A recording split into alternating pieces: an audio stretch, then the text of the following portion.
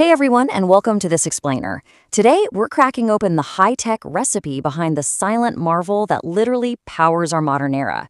We all rely on it, but let's be real. Very few of us actually know how it's made. So let's break down the ultimate step-by-step manufacturing guide for the energy that drives our lives.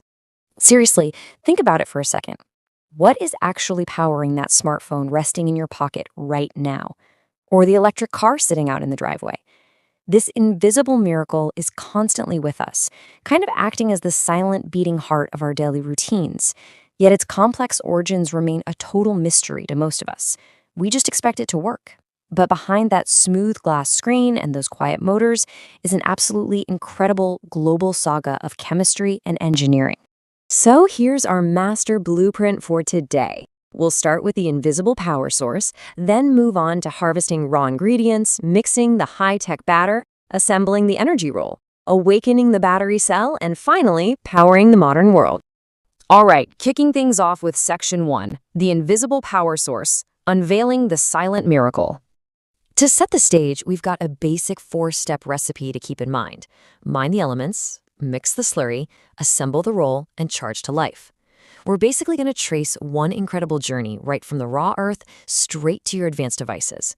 It's a journey of extreme contrasts, taking us from some of the most desolate environments on the planet to the absolute most pristine, technologically advanced rooms ever built by humans. Moving right along to Section 2, harvesting raw ingredients, sourcing the elements. Okay, so gathering our basic ingredients? It's a massive global scavenger hunt. Take our main player, lithium. That comes from the absolute vastness of the salt flats in South America, Chile, Argentina, Bolivia. Picture these giant, colorful pools of mineral-rich brine just baking under a relentless sun. It's kind of like harvesting sea salt, but on a totally epic industrial scale. And it takes grueling months of evaporation to get that high-purity lithium carbonate.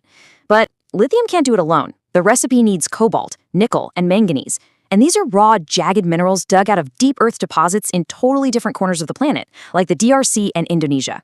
And once we actually pull these ingredients out of the earth, they've got a really long trip ahead. We're talking thousands of miles. The sheer scale of this global supply chain is just staggering.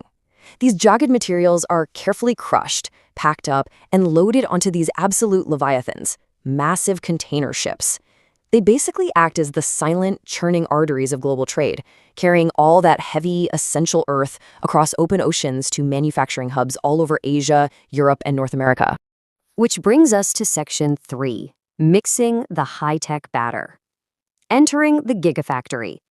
Now, the contrast here is wild. You go from the desolate, dusty earth where this stuff is mined, straight into a gigafactory. And let me tell you, this is a sterile, hyper-controlled clean room environment.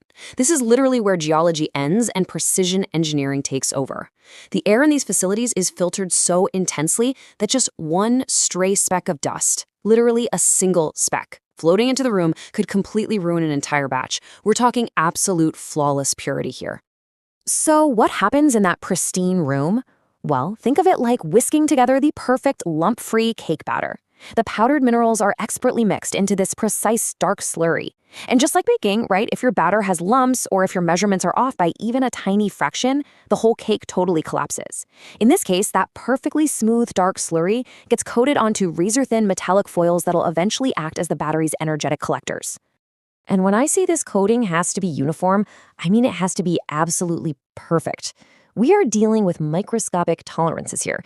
If there's even the slightest variation in the thickness of that slurry layer, boom, the energy density tanks and the overall lifespan of the final battery is severely slashed. So yeah, perfection at the microscopic level isn't just a goal, it's the only acceptable standard. All right, on to Section 4, assembling the energy roll, building the cell. So once our foils are perfectly coated, heat-dried, and compressed, they're run through these crazy-fast, razor-sharp slitting machines. What we get is affectionately known in the biz as the jelly roll. It's this tightly wound, ultra-energy-dense cylinder made of 3 really delicate ribbon-like sheets. You've got an anode and a cathode, those are your positive and negative ends, storing and releasing energy, and a porous separator squeezed right between them. Imagine rolling up a high-tech Swiss roll dessert. It takes insane finesse. You have these high-speed robotic arms precisely winding these delicate ribbons together without a single tear. Next up, we take that tightly wound Swiss roll and slide it right into a sturdy metal canister. But here's where the chemistry gets kind of dangerous. We have to flood that canister with a volatile, highly reactive electrolyte solution. This liquid is the magic conductive medium that lets the energy eventually flow, but man, is it sensitive. So once the jelly roll is fully saturated with that reactive juice, the metal canister is permanently and securely sealed up tight to create a stable cell. And that leads us to section 5, awakening the battery cell, the formation stage.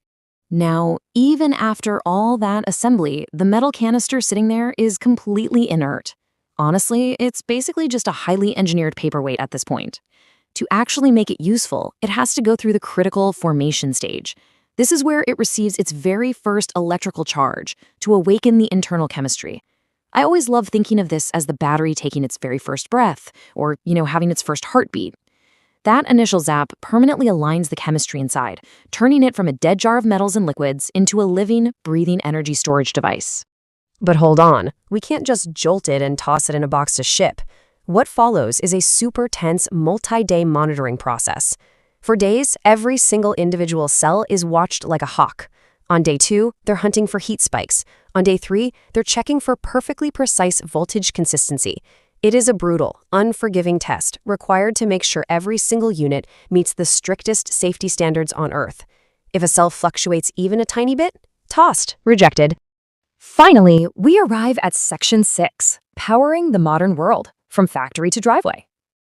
Only the absolute best cells, the ones that survive the tests, make it to this final phase.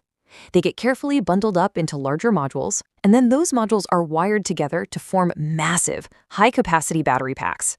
And just take a second to marvel at that complete transformation. I mean, we literally started with scattered dirt, dried salt, and jagged rocks from all over the globe. And through this insane recipe of chemistry and engineering, those base elements became a reliable powerhouse, the silent, throbbing engines driving our EVs, and the literal lifeblood of the mobile era. What we've been looking at today isn't just basic manufacturing. It's a massive, perfectly coordinated feat of human geography, complex chemistry, and jaw-dropping precision engineering. And the craziest part of the whole shebang? This invisible miracle happens for us every single day, just quietly humming away in the background to keep our modern lives running at full speed. Which leaves us with one final, kind of heavy thought to chew on.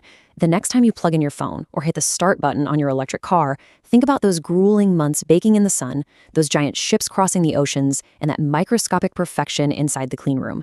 Knowing this incredible, invisible journey, what is the profound, true cost in human effort, geography, and ingenuity behind the energy we all rely on to survive? Thanks for joining me on this explainer, and remember to keep questioning the world around you.